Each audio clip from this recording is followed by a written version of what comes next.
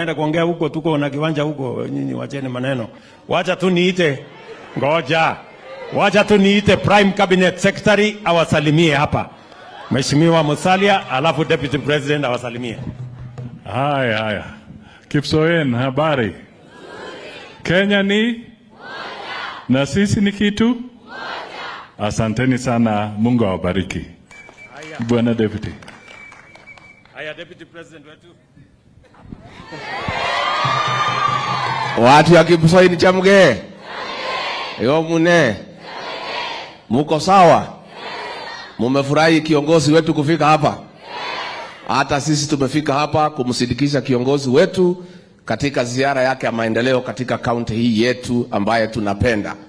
Sisi Mheshimiwa Rais, tunataka tuseme tukiwa hapa nyumbani ya kwamba tunaunga wewe mkono 100% kwa ile hatua umechukua ya kuvuja baraza la mawaziri, uude upya, utafute mawaziri ambaye watakusaidia kufanya kazi. Mawaziri ambaye hawana kiburi, mawaziri ambaye hawaingia mambo ya siasa, watakuwa na wewe kukusaidia pamoja na sisi ndio tusongesha Kenya yetu mbele. Mnataka tukanyangie hapo? Tukanyangie hapo?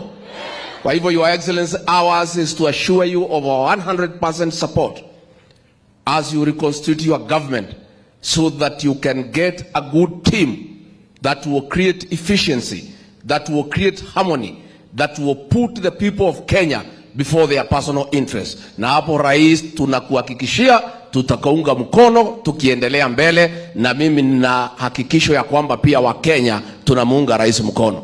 Wangapi tunaunga Rais mkono kwa hiyo kazi? Asanteni sana, Mungu awabariki. Haya, gavana wetu